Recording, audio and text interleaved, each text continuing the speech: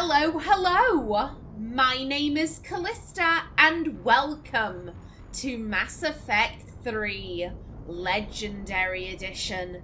This is, of course, the third game in the Mass Effect trilogy, originally released back in 2012, though we are, of course, playing the Legendary Edition, which came out in 2021. Now, what do I know about Mass Effect 3? To be completely honest, very little. Really, the only thing I've heard is that it was received very badly when it first launched. It had a rather controversial ending.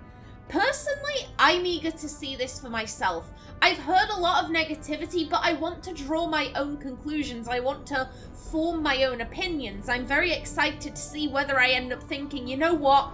The criticism was completely fair, this game was crap. Or whether I end up thinking, you know what, it was judged rather unfairly, I think it was great. I'm interested to see where Mass Effect 3 falls on my scale of enjoyment, shall we say, because I absolutely loved Mass Effect 1. Of all the games I've played blind on this channel, I think Mass Effect 1 would be one of my favourites. And Mass Effect 2, I just found it disappointing. I found it more than a little disappointing. It just wasn't it. It wasn't it. So I'm intrigued to see whereabouts Mass Effect 3 will fall for me. In regards to the story, the main thing I want to see in this game, I want to see resolution. We have a lot of plot hooks that have just been left dangling, you know, what's going on with the Genophage, the Quarian homeworld, the Rachni. It's been ages since we heard anything about the Rachni. And then there are smaller plot hooks, like what happened to the colony on Zoo's Hope? Did Conrad Werner ever stop being a dipshit? I would love to see all of these plot hooks be resolved. That's really the only thing I'm hoping for from Mass Effect 3. Now, before I jump into the Let's Play, there are a couple of small notices that I'd just very quickly like to go over. First things first, this Let's Play is blind, so please be kind. Please don't post story spoilers in the comment section below. Secondly, this will be a very roleplay heavy series, so I'm just gonna get this out there because I've had someone posting, oh, Mass Effect 2 and 3 aren't RPGs. They're not RPGs, they're just shooters. The series was only an RPG for the first game, the other two games weren't RPGs. Okay, you might want to tell BioWare that, because all of the advertising surrounding 2 and 3 states that they are RPGs, and if they're being marketed as RPGs, then I'm going to treat them as such. I am all about creating a character, thinking, you know, okay, what is their backstory? What kind of personality would evolve from such a backstory? And then making choices and decisions based on what the character would want, what they would do, rather than what I personally would do. If that doesn't sound appealing to you, then this will not be the Let's Play for you, my dear.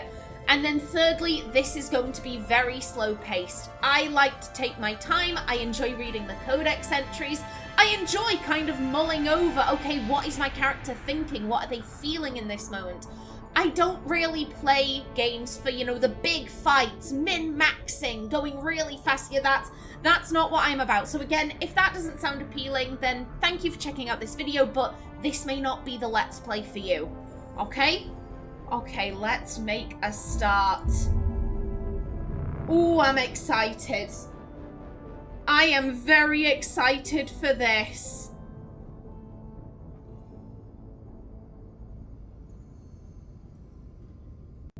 Game. There we go.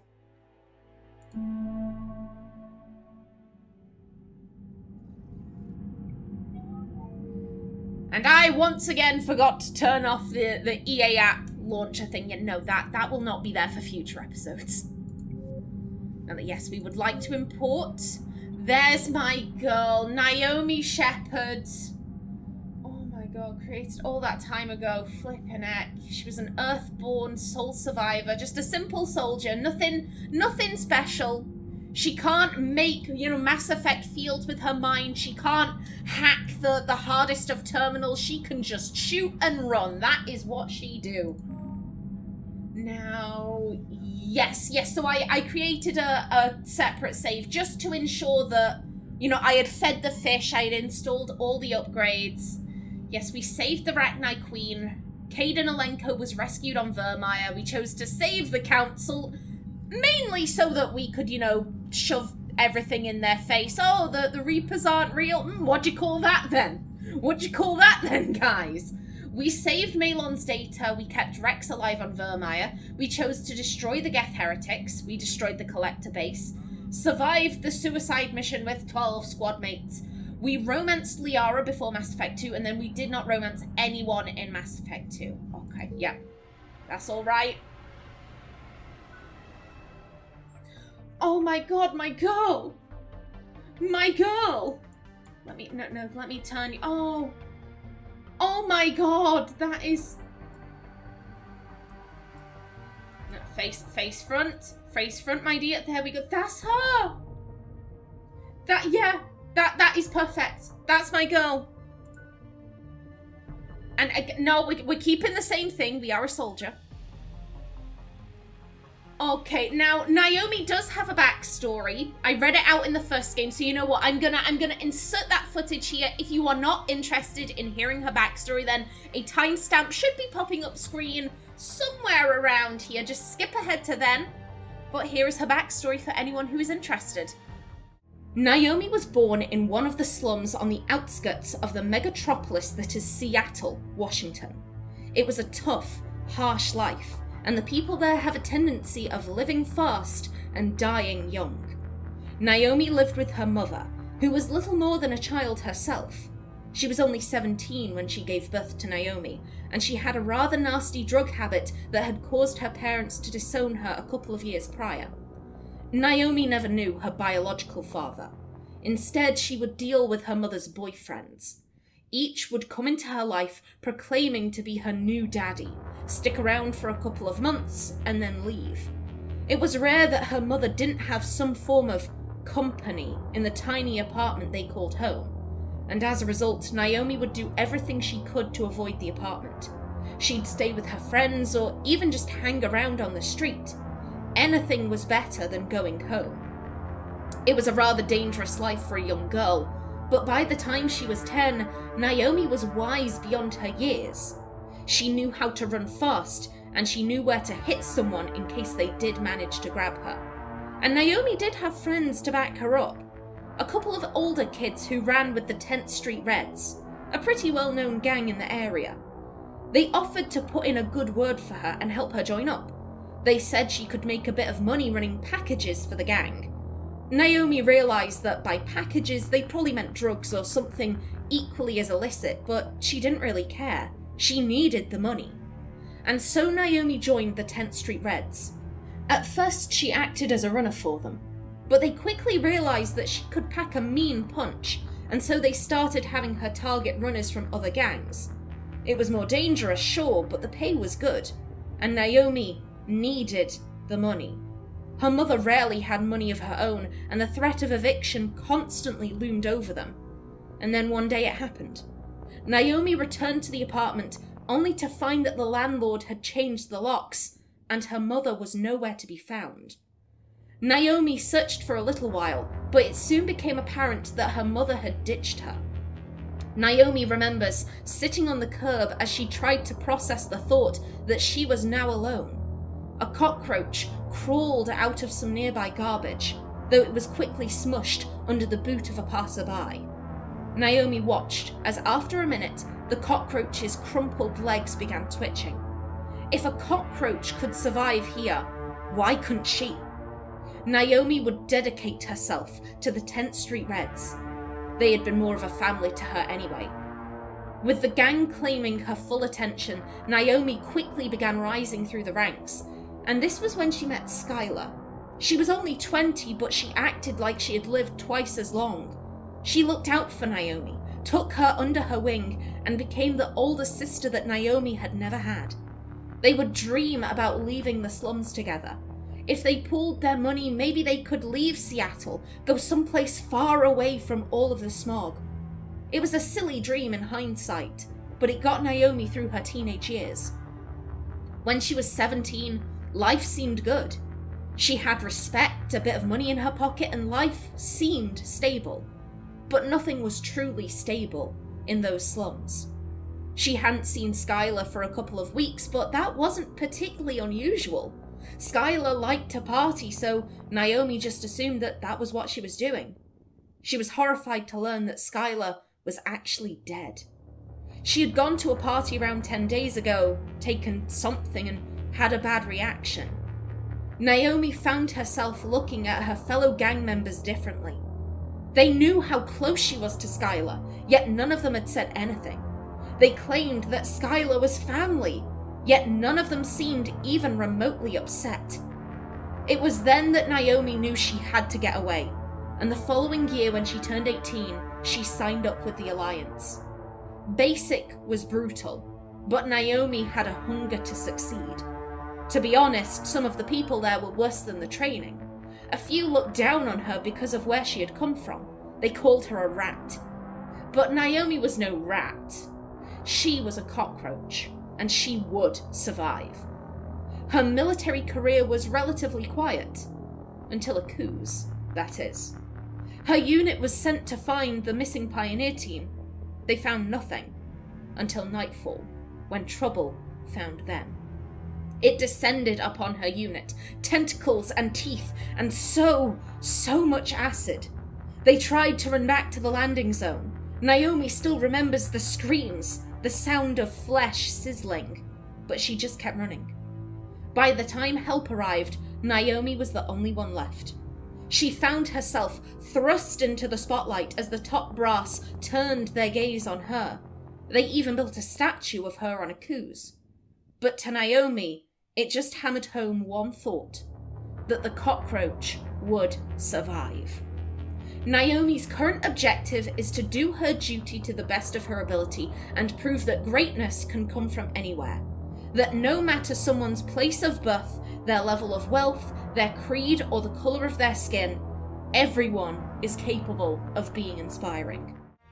Okie doke. Oh my girl, I love how she looks. I love how she looks. Yeah, let's go. This is all good. Okay, yeah, I do have mods installed. They will be in the description. I'm sure everything is fine.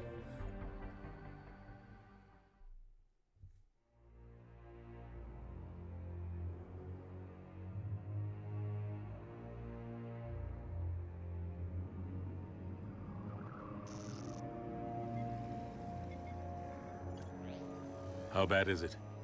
Bad. We just lost contact with two of our deep space outposts. There's something massive on long-range scanners. Is this what Shepard warned us about? I'd stake my life on it. How long do we have? Not long. I sent word. The fleet's immobilizing. God help us all.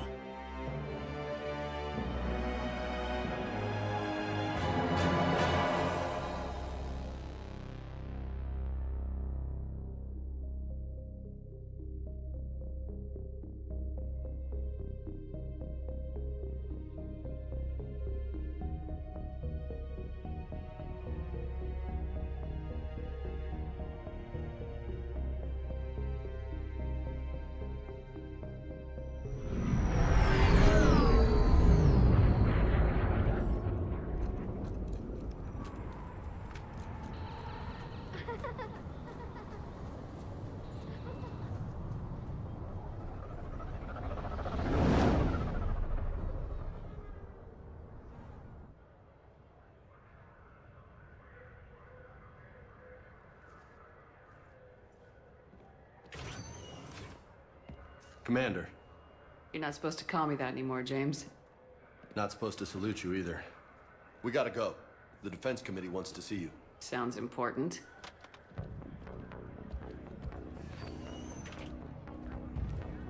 What's going on? Couldn't say. Just told me they needed you. Now.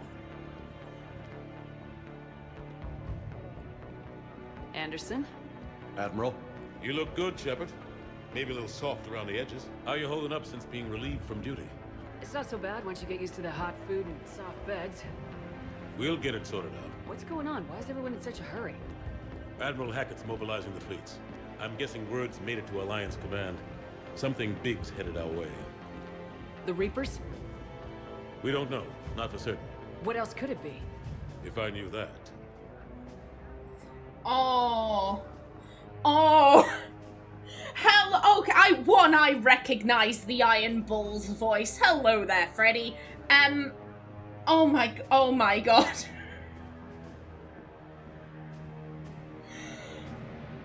Oh, Naomi would feel some kind of way about this. So Naomi, okay, so she's been relieved of command, but she's been set up in quite a cushy location, it sounds like, you know, hot food, soft beds, that's great. Naomi doesn't like the Alliance. Naomi takes major issue with the Alliance. She doesn't take major issue with Anderson, though. She likes Anderson. Yeah, we should have prepared more. We've been saying for how long at this point? We should have done more. You know we're not ready if it is them, not by a long shot. Tell that to the Defense Committee. Unless we're planning to talk the Reapers to death, the committee is a waste of time. They're just scared. None of them have seen what you've seen. You faced down a Reaper. Hell, you spoke to one, then blew the damn thing up. You've seen how they harvest us, what they plan to do to us. You know more about this enemy than anyone. That way they grounded me, took away my ship. You know that's not true. When you blew up the Batarian relay, hundreds of thousands of Batarians died. It was that or let the Reapers walk through our back door. I know that, Shepard. And so does the committee. If it wasn't for that, you'd have been court-martialed and left to rot in the brig. That and your good word. Yeah, I trust you, Shepard.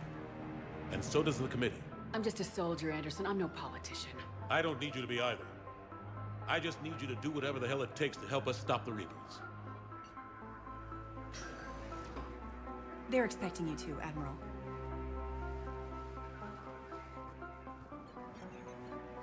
Good luck in there, Shepard.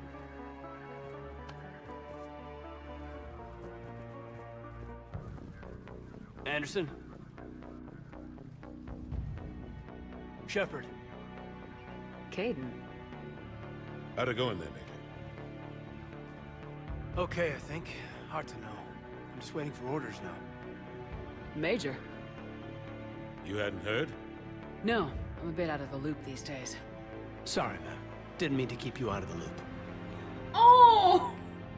He's gotten a promotion!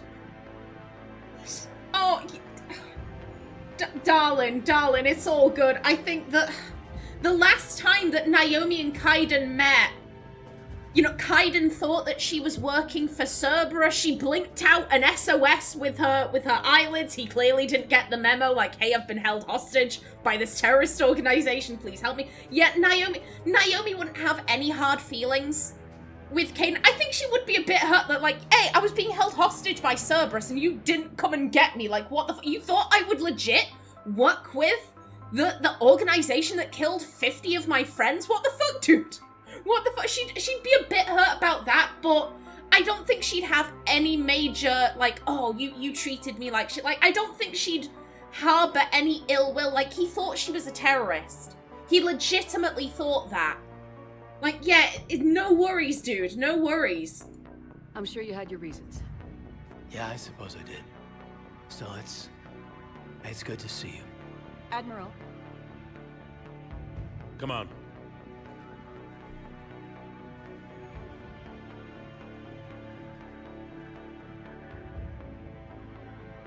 You know the commander? I used to.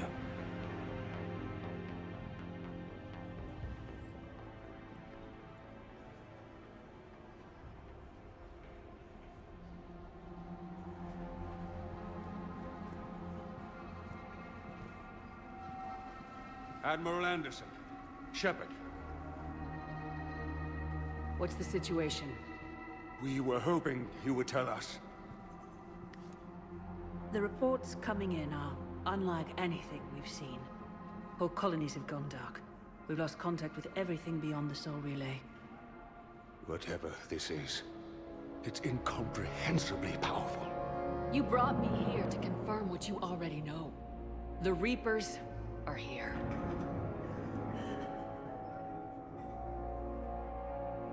Then, how do we stop them? Stop them.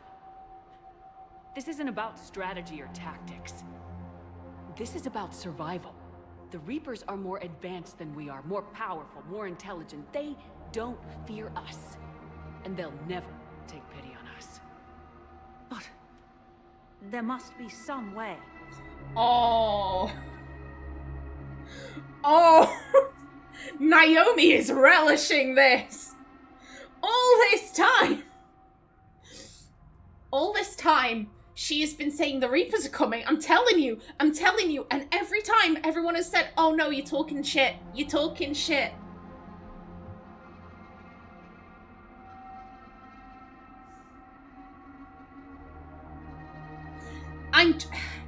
Here's the thing. I do think she'd be pissed at these people. I think she'd be real fucking pissed at the Alliance Council. These people, they haven't taken her seriously. They haven't had her back. There is evidence that they were involved with the massacre at Akuz, and they covered that up. That they okayed Cerberus's work there. There's evidence of that we've seen. Naomi has dedicated her adult life to serving the Alliance, and they fucked her over like that. And then when she was kidnapped by Cerberus, they were like, oh, she's just a terrorist now. We're not going to send anyone to rescue her. We're not going to help her out. We're just going to sit back and let her be held hostage by terrorists. And again, the Reapers are coming. The Reapers are coming. Oh, we're not going to take you seriously. I think that Naomi, she has major beef with the Alliance. She would be fucking pissed.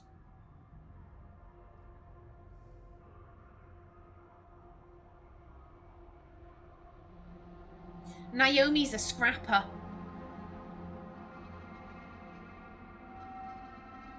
Naomi is a scrapper. She grew up on the streets, fighting to survive. This is just like when she was a kid. Each of us has to be willing to die to save humanity. Anything less, and they've already won. That's it? That's our plan? Admiral, we've lost contact with Luna Base. The moon? They couldn't be that close already. How they get past our defenses? Sir, UK headquarters has a visual.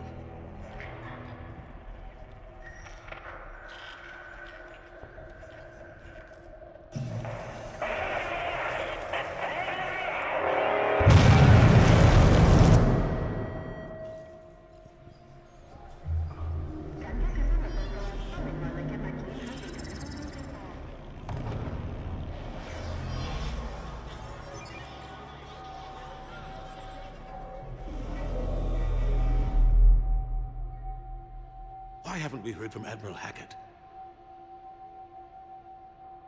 What do we do?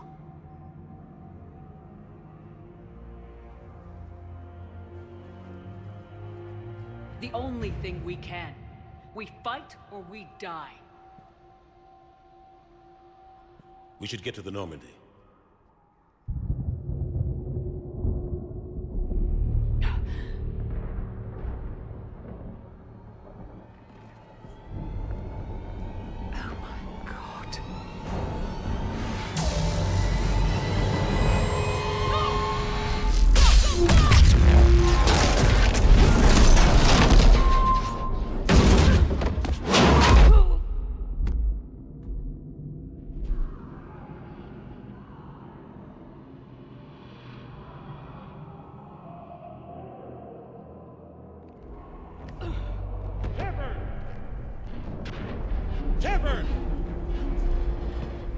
Shepard! Come on, get up. Here, take this. We've got to get moving. This is Admiral Anderson. Report in, anyone. Major Alanko, is that you? What's your status?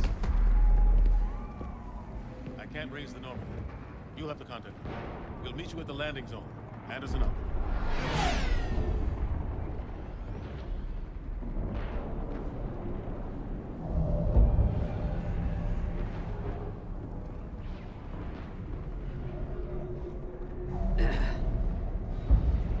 They're massive. Come Oh. on, Shepard. Cable's headed to the Normandy. They'll pick us up if we can get to the spaceport. Let's move. Okay.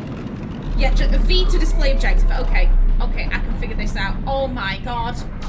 Oh my god. Yeah, I'm moving. I'm moving. Ooh. Look out! Shit. How do you stop something so powerful? You dodge it. Oh my god. We are just being tossed straight in. Take a running jump. It's farther than it looks. Okay. Go. Oh my Come on, god. let's go. I'm just freaking out a bit. I'm freaking out a bit. Oh dear. Oh dear. Yeah, on one hand, we'll have to go this way. on one hand, I do think that Naomi regrets not being able to say "I told you so" to those Looks clear, guys. let's go. Oh. Major, you read me. I'm patching in Shepard. We're almost to the Normandy. I've got Lieutenant Vega with me, but we're taking heavy fire. Husks! Okay, so Take it's. him out. Oh, hello. No, you don't. Shoot him. Bitch, yeah, that's what I'm doing. I'm out of ammo. Come on, we gotta move. Dickhead. Dickhead, where you going? Where you going? Come on, down we go. And bitch, bitch. Come on, get him, get him. Have to take these things out the old-fashioned way. Oh, I can do that. I can do that. Dickheads. Beat the shit. Oh! Beat the shit out of them. You. Are there more? Are there more? No, no, no, no, no, no, no. Bitch! Bitch!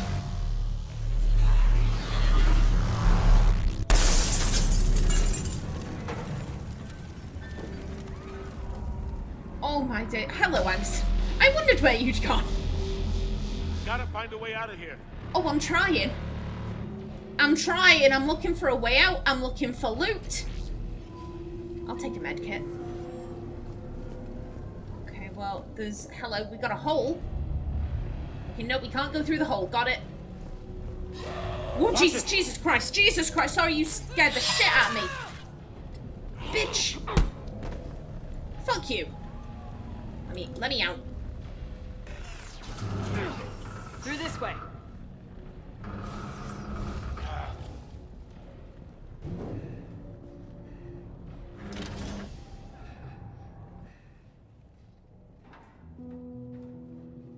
Hey. It's okay. Everyone's dying. Oh, buddy, come on.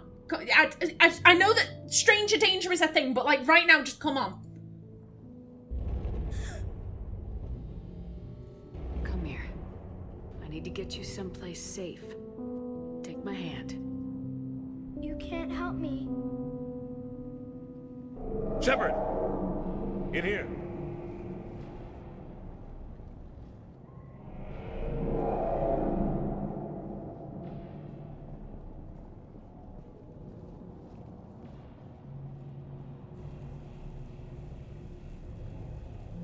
This is a goddamn mess.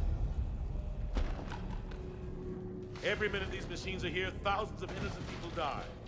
I won't be responsible. Oh, yeah, this is horrific. I mean, if that kid is crawling around in the vents, maybe they might be able to get out. But like, yeah, this is awful. It's hard enough fighting a war, but it's worse knowing no matter how hard you try, you can't save them all. Exactly. It's so fast. I thought we'd have more time. We knew they were coming. And they still just cut through our defenses. We need to go to the Citadel. Talk to the Council. The Citadel? The fight's here. It'll be everywhere soon enough. You said it yourself. The Reapers will destroy everything if we don't stop them. The Council has to help us. You sure about that? No, but you were a Council Spectre.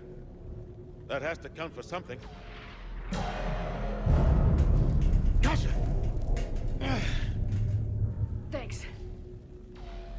owe you one. More than one. Grab some ammo. Oh, well, thank you. Reload. Let's keep moving. Oh, I mean, if we go to the council, that is another opportunity to say, I fucking told you so, dickheads. I told you so. You didn't listen. And Naomi absolutely wants that chance. Oh, bloody hell. Fire. Jesus. We're inside of the spaceport. ETA 3 minutes. I'm headed to the Normandy. Taking heavy fire. Oh, God. They're gonna take down the dreadnought. Evasive maneuver. Major. Caden. Damn it, they're in trouble. Okay. Okay, don't worry. I'm coming. I'm coming, Kaiden. You're my buddy. Oh, bloody hell. This. I'm going to be saying that a lot. This is. I'm just like, oh my god.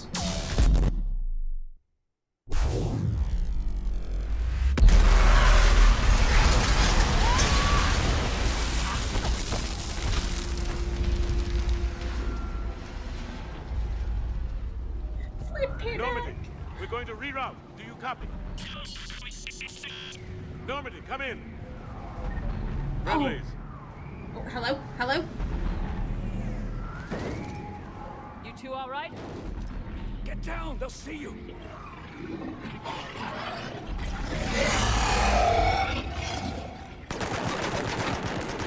Keep your... Oh, what the fuck are cannibals? Okay. Okay. Okay, let's see what I have. I have cryo ammo, concussive shot, adrenaline rush. Okay, all the same stuff from the second game. Okay. Okay. Head down. Nice shot. Don't. Take him out. Dickhead, dickhead. You know, you're standing upright. Finish them all. Oh, don't. I am. I'm doing it. Shepard, over here. Okay. Hello. You're right. What happened here? Our gunship was shot down. We barely made it. You have a radio? We're trying to contact our ship. No. There's one in the gunship, but it's gonna be crawling with those things. Stay here, son. We'll get you out of here.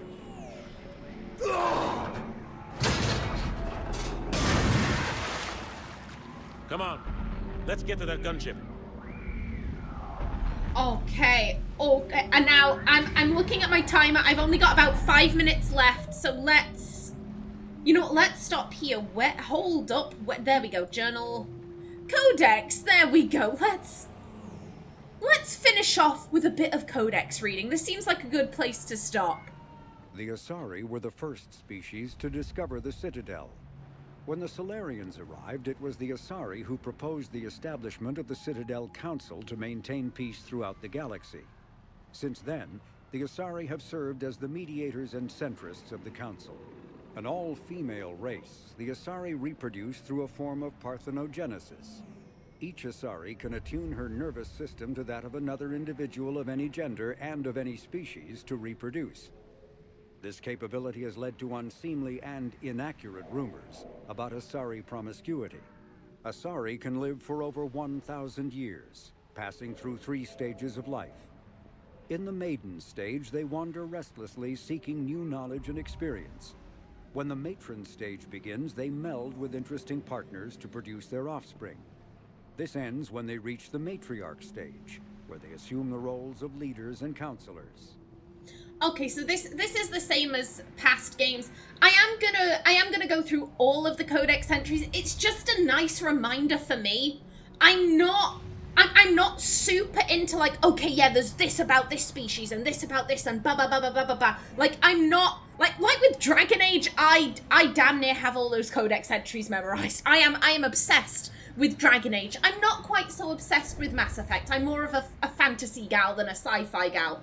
So yeah, this is a good recap for me.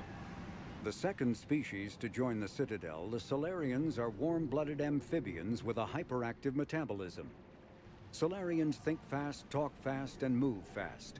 To Solarians, other species seem sluggish and dull-witted. Unfortunately, their metabolic speed leaves them with a relatively short lifespan. Solarians over the age of 40 are a rarity. The Solarians were responsible for advancing the development of the primitive Krogan species to use as soldiers during the Rachni Wars. They were also behind the creation of the genophage bioweapon the Turians used to quell the Krogan rebellions several centuries later. Solarians are known for their observational capability and non-linear thinking. This manifests as an aptitude for research and espionage. They are constantly experimenting and inventing, and it is generally accepted that they always know more than they're letting on. And the Turians? Roughly 1,200 years ago, the Turians were invited to join the Citadel Council to fulfill the role of galactic peacekeepers. The Turians have the largest fleet in Citadel space, and they make up the single largest portion of the Council's military forces. As their territory and influence has spread, the Turians have come to rely on the Solarians for military intelligence and the Asari for diplomacy. Despite a somewhat colonial attitude towards the rest of the galaxy, the ruling hierarchy understands they would lose more than they would gain if the other two races were ever removed. Turians come from an autocratic society that values discipline and possesses a strong sense of personal and collective honor. There is lingering animosity between Turians and humans over the First Contact War of 2157, which is known as the Relay 314 incident to the Turians. Officially, however, the two species are allies, and they enjoy civil, if cool, diplomatic relations. Okay, lovely jubbly. Yes, and I am going to bring this episode to a close right here. In the next one, we enter the gunship. But until then, please remember to like if you enjoyed, leave a comment below. And if you wanted to subscribe, it would be very much appreciated. I've been Callista. Thanks for watching, and see you in the next episode.